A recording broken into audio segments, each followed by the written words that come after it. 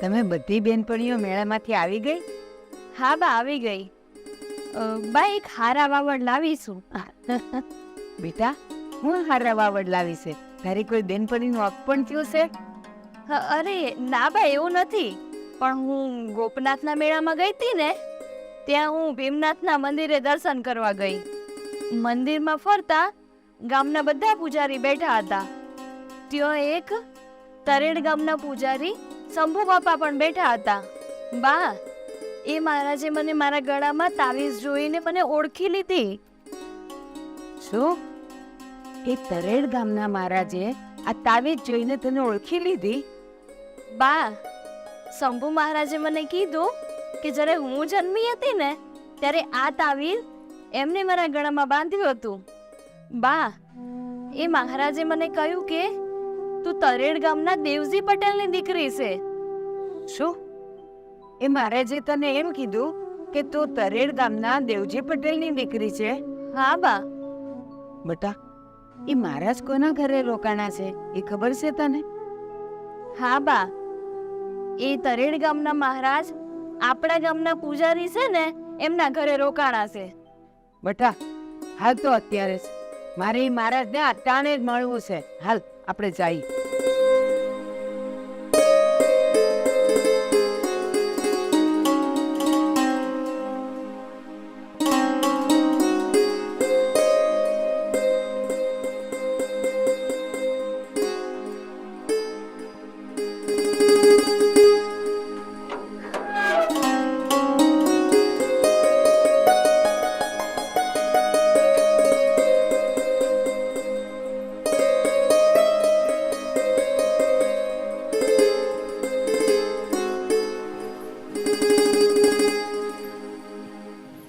જય નારાયણ મહારાજ. જય નારાયણ. બેહો.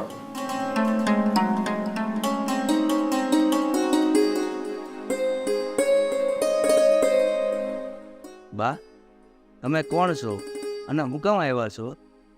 મહારાજ, તમે તરેડ ગામના પૂજારી છો? હા બા, હું તરેડ ગામના રામજી મંદિરનો પૂજારી છું. મહારાજ, આ મારી દીકરી કેસર એ મને કહેતી હતી કે તમે એના ગળામાં બાંધેલા તાવીજથી એને ઓળખી કાઢેલી. હા બા, આ દીકરીને તાવીજ મેં જ બાંધેલું છે.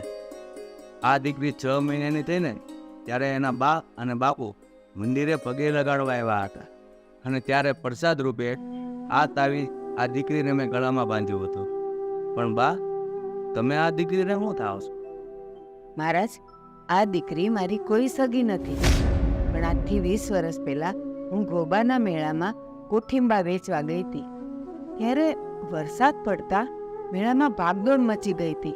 એ ભાગદોડમાં કેટલાય માણા પડીને ચગદાઈને મરી ગયા હતા. અને એ વખતે આ કેસરના મા બાપ પણ ચગદાઈને મરી ગયા હતા. એ વખતે આ છોકરી 1 વર્ષની હતી ને એ બેઠી બેઠી રોતી હતી.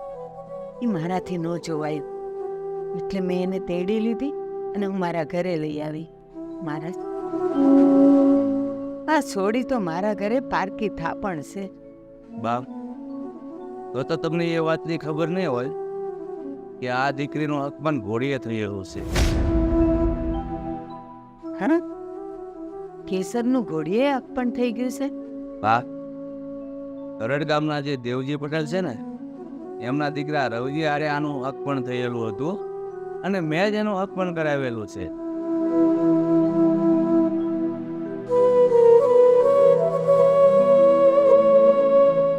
તો સારું મહારાજ, અમે જઈએ. જય નારાયણ.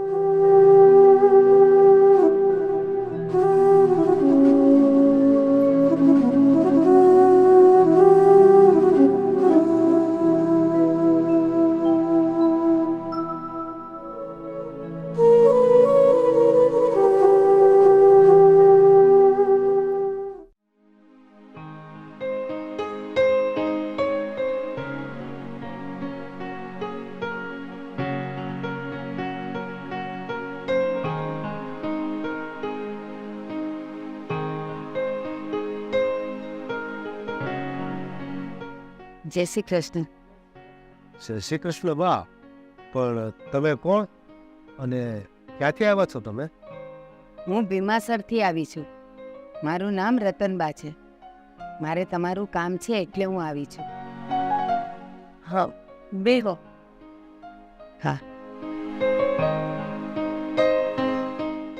રવજીની બા, પાણીનો કળશો ભરી આવ્યા બહાર? એ ના ના, હું પાદરે પરબ છે ને ત્યાંથી પીને જ આવી. તો ઠીક, જે કામે આવ્યા હોય એ કામ કયો. દેવજીભાઈ, તરેડ ગામના કુંવરજી પટેલ હતા. એમની દીકરી સાથે તમારા દીકરાના ઘોડિયાસક પણ થયા હતા. હા બા, કુંવરજીભાઈ અને આ બંને બાળપણના મિત્ર હતા. એટલે કુંવરજીભાઈની દીકરીના અને અમારા દીકરાના ઘોડિયાસક પણ થયા હતા. પણ તમને આ વાતની કેવી રીતે ખબર? દેવજીભાઈ, એ કુંવરજી પટેલની દીકરી અત્યારે મારા ઘરે છે. બા, આ કેવી રીતે બની શકે? અમે તો એવું સાંભળ્યું છે કે કુંવરજીભાઈ, એમના પત્ની અને આ દીકરી ત્રણે મેળામાં કચડાઈને મરી ગયા. ના રાધાબેન, કુંવરજી પટેલ અને એની પત્ની ગુજરી ગયા હતા અને આ છોડી તો બચી ગઈ હતી. ને એ વખતે આ છોડી ત્યાં મેળામાં બેઠી બેઠી રોતી હતી. મને એના પર દયા આવી એટલે હું એને તેડીને મારા ઘરે લઈ આવી અને એને મેં ઉછેરીને આટલી મોટી કરી. દેવજીભાઈ, એ કેસર તમારા ઘરની વહુ છે. તમે હવે એનો વહુ તરીકે સ્વીકાર કરો એટલે હું આ જવાબદારીમાંથી છૂટી જાઉં. પણ બા, કુંવરજીભાઈની આરે એની દીકરી પણ મેળામાં સળદાઈને મરી ગઈ છે એવું સાંભળીને મેં તો મારા દીકરાની હગાઈ બીજા ઠેકાણે કરી દીધી છે. હા,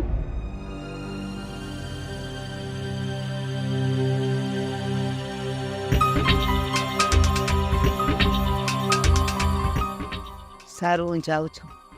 જય શ્રી કૃષ્ણ. જય શ્રી કૃષ્ણ.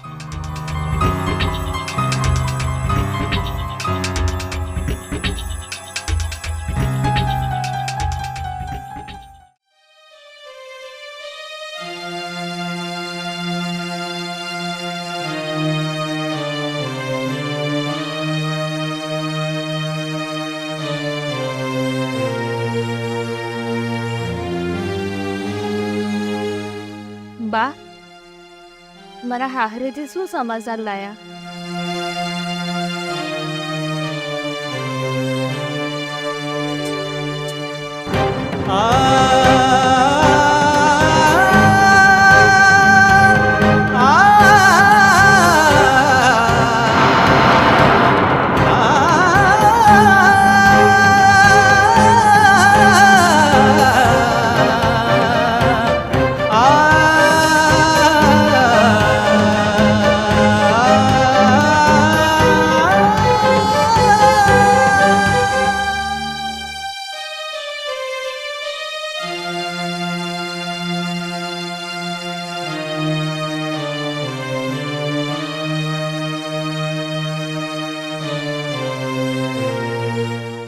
બેટા, રડીશ નહીં.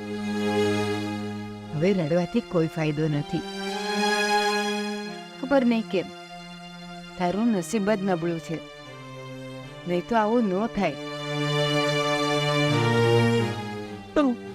બા, પહેલા ભગવાને મારા મા બાપ છીનવી લીધા અને હવે મારો ઘરવાળો. આ દુનિયામાં, આ સંસારમાં ઘણા જીવો એવા હોય છે જે ખાલી દુઃખ ભોગવવા જ આવે છે. અને બેટા, એમાંની તું એક છે.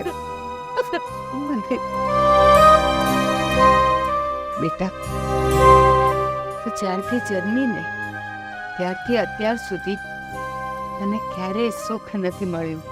બસ દુઃખને દુઃખ જ તું સહન કરતી આવી છે.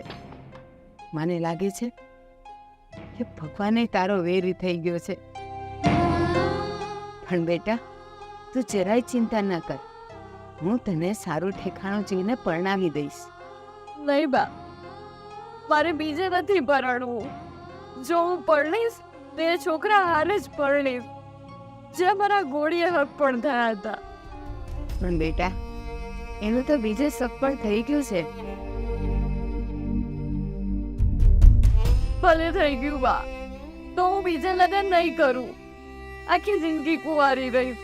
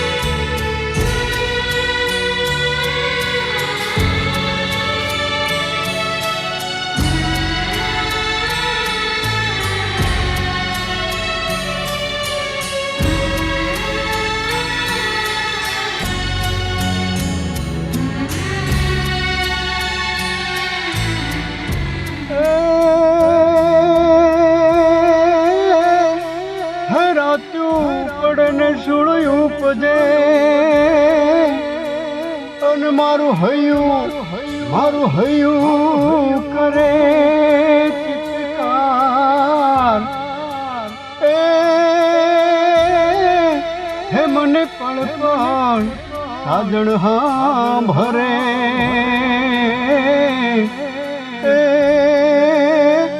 મારી આંખો રૂવે ચોધાર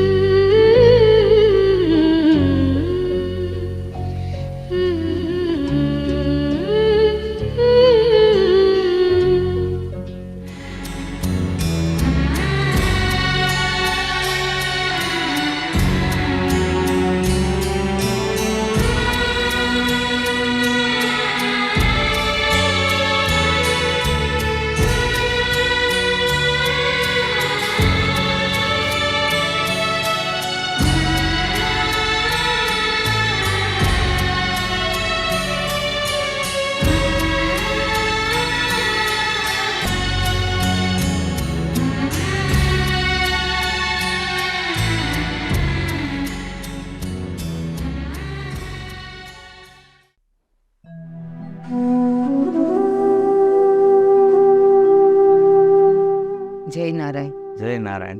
બેહો.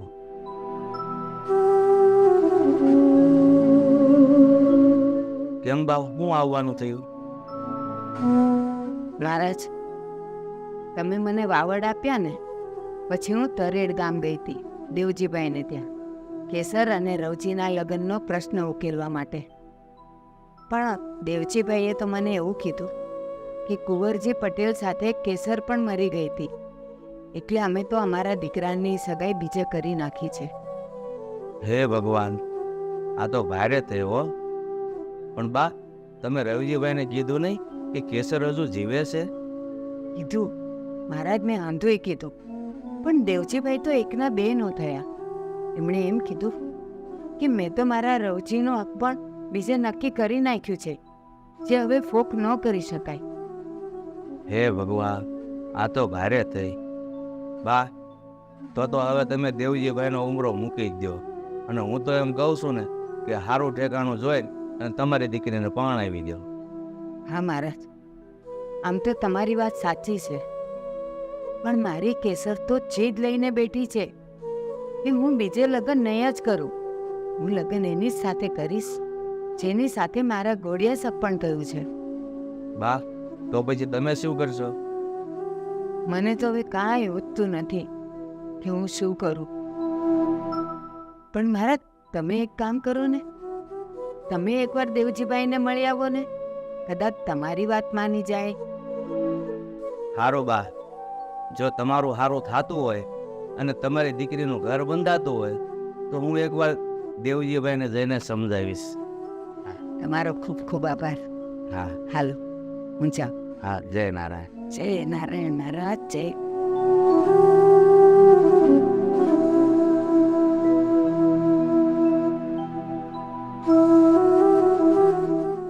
વાહ ઈશ્વર વાહ, તારી કળા અપરંપાર છે.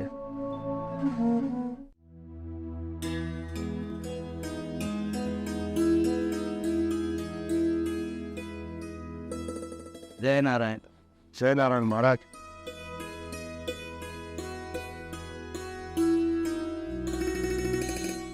મહારાજ, તમે કીધું તું ને એટલે મેં વેવાઈને બોલાવી લીધા છે. હવે તમારે શું વાત કરવાની છે એ વાત કરી ગયો.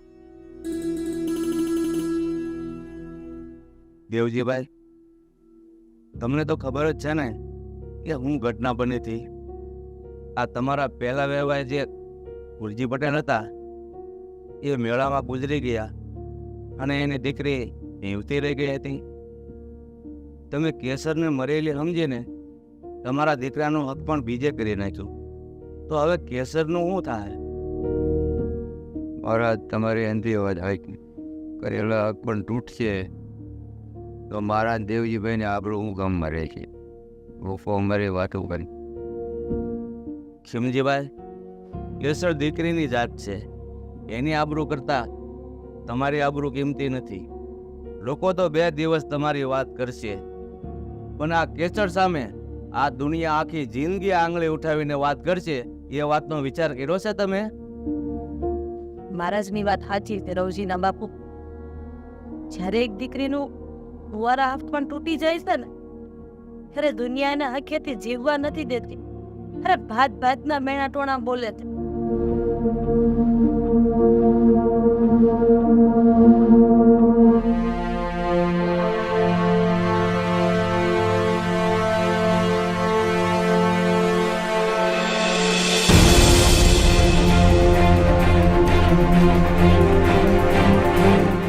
સારું મહારાજ, તમે બધા કહો છો, હું કેતનના ભલા માટે થઈને મારી છોકરીનું હક પણ રવજી અરે કોક કરું.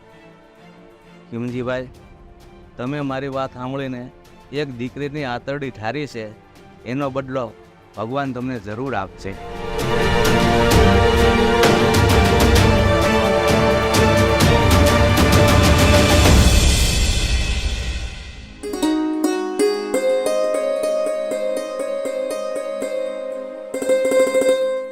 અરે આવો આવો બા, જય શ્રી કૃષ્ણ.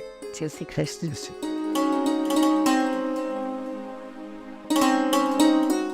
સુખી રે સુખી. બા, તમે ઘડી ખમો, પાથરેલું પાથરી દો, પછી આપણે હેઠે જ બેહી. ના બા, હું બહાર બેઠી છું. જોયું બા, અહીંના હારા બેઠા હતા ને એટલે શરમાઈ ગયો. બેહો બેહો.